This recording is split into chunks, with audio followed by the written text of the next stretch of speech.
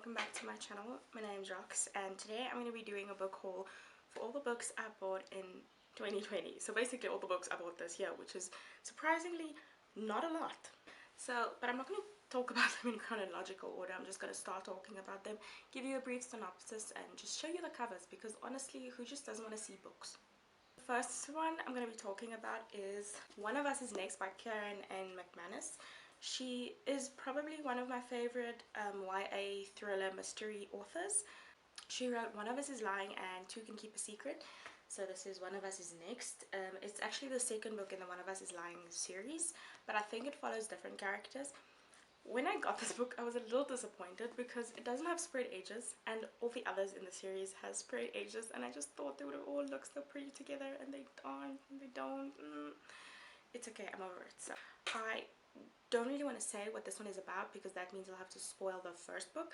But the first book is about this group of 5 kids, I think, that get stuck in detention. I think Breakfast Club vibes, you know. There's like the jock, there's the cool girl, there's like the nerd, you know. But then one of the 5 kids ends up dying, and the story kind of follows of like who did it. I can't really say much more about this one because then that would be spoiling, but that's what the first book is about, so I'm really looking forward to reading this one. Obviously it was also my most anticipated books of the year and it already came out in January, I believe, and I still haven't read it. I also follow the author on Twitter and I love her very much. She's a great author. She has another book coming out end of this year. It's called The Cousins. Yeah, but I didn't think it's a part of any of those series or any of the books she's written. It's a standalone, I think. So the next book I got is the second book in a series. I read the first book and absolutely loved it, and it's this one, Gemina by J. Kristoff and Amy Kaufman. This is the second book, and it is, again, I feel like I don't know what this one is about, or I feel like I can't say what this one is about without explaining what the first one is about.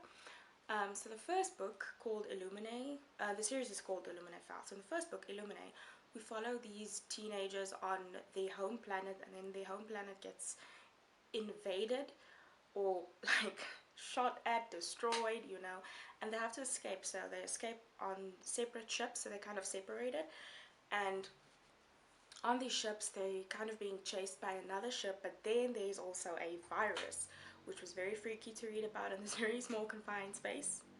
But like the virus keeps mutating because it's in this very small confined space, which I think the best part about this book is that it's told in like this really weird format. I'm gonna try and show you now. It's like told in transcripts, interviews, diary entries. Like here, you just got a bunch of faces.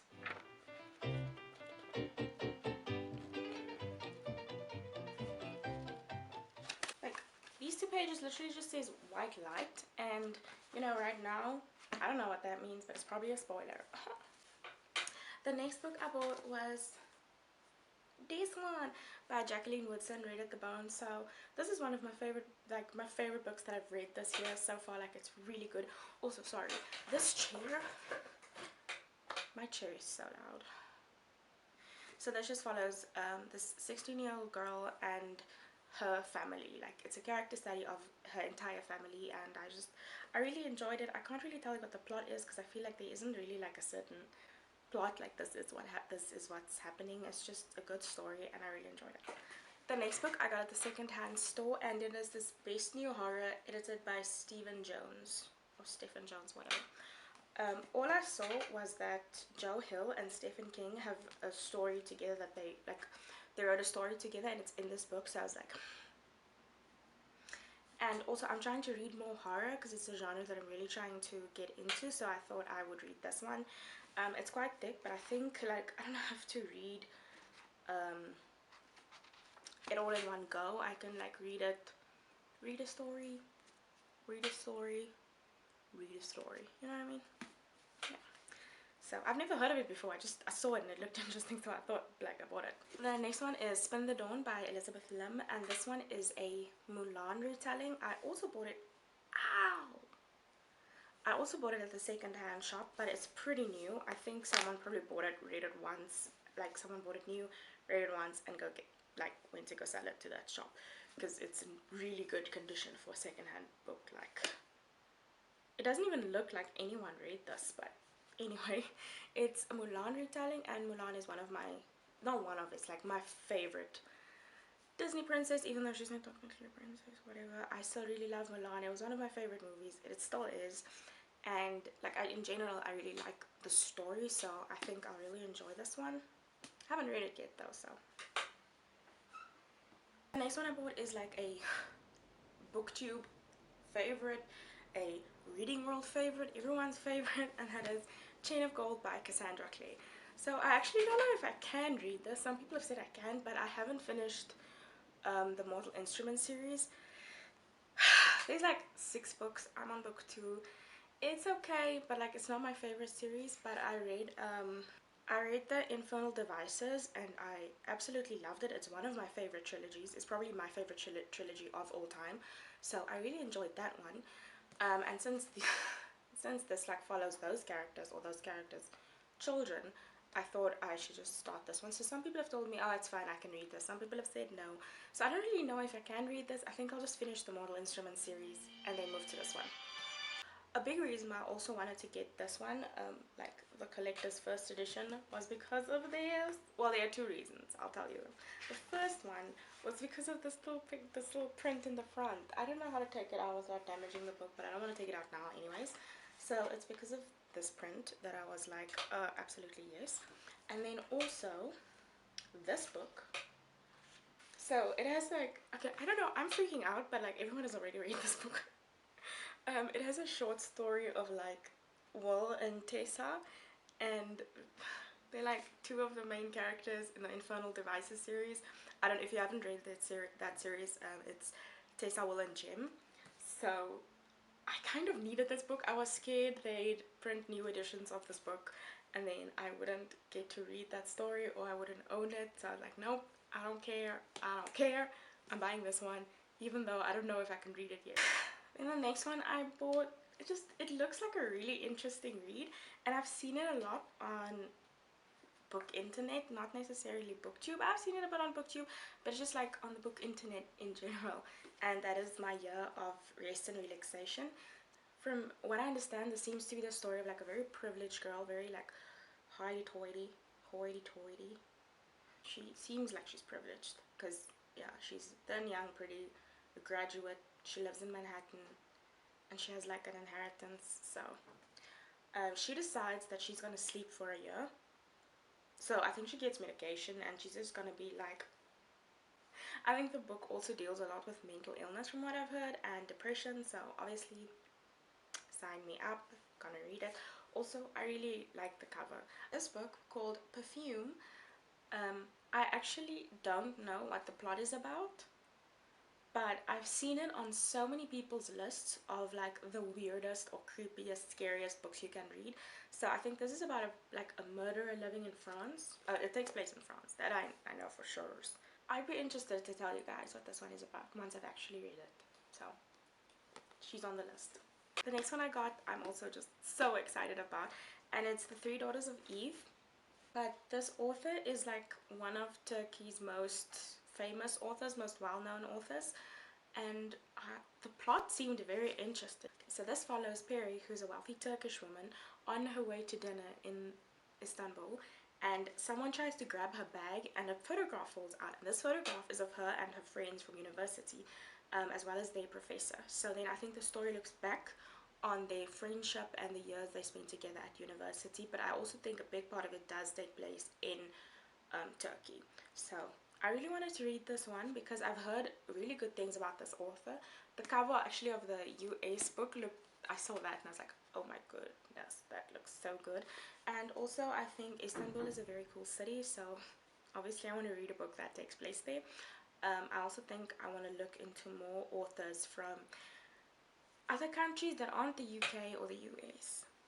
So one of my favorite books is Wild by Cheryl Strayed, which follows her hike in North America. It's the Pacific Crest Trail. So obviously I went ahead and got myself A Walk in the Woods by Bill Bryson. So Bill Bryson is described as being one of the funniest authors today, or at least like one of the funniest travel writers ever. So And this book chronicles his hike of the Appalachian Trail, also in North America. But because I really enjoyed Wild, I thought I'd really enjoy this as well. Wild was a more serious look at the hiking or the mental state of Cheryl herself. And everyone says this one is really funny, so this might be a very different take on the hike. So I'm really looking forward to getting into this one, but also to reading like everything that Bill Bryson has written, because he seems like an author I really enjoy, funny and like traveling, and just it seems like a time that I'll enjoy. The next one I got is The Survival of Molly Southburn by Tay Thompson. So this is also the second book in a series, and the series follows the first book. Again, I can't really say what this one is about without spoiling the first book. So in the first book we follow Molly, and it's very like sci-fi weird, but every time she bleeds, a clone is born from her blood, and this clone will try and kill her. So all throughout her life she kind of has to learn to kill herself over and over and over, because obviously as much as careful as she is, she's gonna bleed. She's a girl, she gets her period, which is blood. And yes, when she gets her period, a little clone will be born out of her blood and try and kill her. So I really like the first one. I like the way it ended. It wasn't like cliffhangery, but it was like, ooh sis, what's gonna happen next? Things are changing, you know. The first one changes the game in the end, so I'm just curious how it's gonna end. I do believe this is only a duology. It is very short. It's like novella-esque. So the next book is a gift I got for my birthday, and I actually don't know what the book is about, but everyone was reading it on Twitter. At least everyone, like all the Namibian people I follow were reading it, and I was like, obviously FOMO, I also need to read it, but I didn't buy it for myself. It was a birthday gift beginning of the year when I had my birthday, and that is Beloved by Toni Morrison. Okay, I only recently found, oh, that, you know what, I shouldn't say, that's a video for another day. All I know about this book is that it follows a slave and her unborn child haunting her. I think the daughter is like nicknamed Beloved, or Beloved is written on the tombstone of this child, and it's like this child is returned to kind of haunt her mother, or to punish her mother, but you know, I'm not sure what it's about. It's definitely one of those books that's considered a classic. People, you know, it's a bit more modern, but it's definitely considered a classic. It's always on one of those lists of everything you need to read, everything you should read. I probably buy majority of my books new, when it's a new release or something like that. But if it's like a classic one, or I'm just in the mood to go to find something surprising, I go to the secondhand bookshop. And when I went this time, I got The Phantom of the Opera, which I have literally no idea what it's about. It's one of those things that's always liked. You'll see it in all the movies, you'll see it in TV shows, they'll always like make fun of it, they'll always use it as an example. It's just always in pop culture, and I don't really know what it's about. Like, you know, I know there's a guy, I think a girl gets kidnapped. I would assume it takes place in an opera house. Also, I like these like I don't know if that's kind of controversial opinion, but mass market paperbacks are my favorite. So this one, and also the next one, which is from an author I've never ever read before, and that is Terry Pratchett. So I got Nation by Terry Pratchett. One of my best friends really loves Terry Pratchett, and I asked him like if he could recommend me a book, what would it be, and he said this one. So that's the only reason I got this one. I probably wouldn't have picked up any other book on my own, because I think his series, because he wrote the whole Discworld series, and I don't know where to start with that series. I don't know what the first book is. There are so many books, so to have someone who's read a few of them, most of them, recommend me something is the best way to go about it. So I think I'll start with this one, see how I feel. Do I like Terry Pratchett as much as everyone else? We'll find out. Stick around and find out. As a YA reader, even though it's not a majority of what I read, I still really enjoy the genre, so what better book to read than the book that apparently started the genre? A lot of articles also say Little Women is like what started the young adult genre, but this is also definitely one that gets a lot of credit. So it was really cheap at the secondhand bookstore. Like, I think it was really cheap. Now this is like $30, bro. So obviously I had to pick it up because I want to read the book that like started the genre. The story follows like a group of friends or a group of rival gangs, something like that. I think it's rival gangs actually. Oh yes, a vicious gang of rich kids. And then one night someone takes something too far. What do they take too far? We're gonna do the last book that I bought, and it's actually one that I'm really excited about. and that is Yes Please by Amy Poehler. Amy Poehler. Amy. She's one of my favorite actresses. I really love her in everything she is. I think I've watched probably every movie she's in. I love her with Tina Fey. I also read Tina Fey's biography, Bossy Pants, and it was really good, really funny. I read one of Mindy Kaling's biographies. I think it was, she has two. One is called Why Not Me, and this other one's called Why Is Everyone Hanging Out Without Me.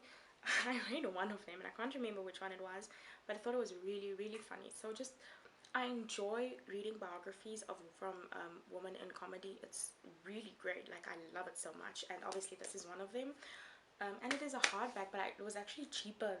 Again, second-hand bookshop, but it was actually cheaper than the paperback, so obviously I'll get the hardback. This is the naked book. It says Yes Please, and the back it says Thank You. So I kind of ruined the front a bit with the saffron I was cleaning these books with. I mean, what do you mean you're gonna buy second-hand books at a second-hand bookshop that a lot of people have touched and not cleaned them? In this time, no, we clean our books. So thank you so much for watching this video. I hope you enjoyed it. I always enjoy watching people's book hauls because it's just like it's a relaxing thing for me to do. So I hope you could also find it relaxing. So here are all the books I bought this year, which is generally not a lot. I'm picking them up, which is generally not a lot for me, but you know, it's good that I'm buying less books. Less is always good. Once again, thank you so much for watching, and I'll see you next time. Make good choices. Bye.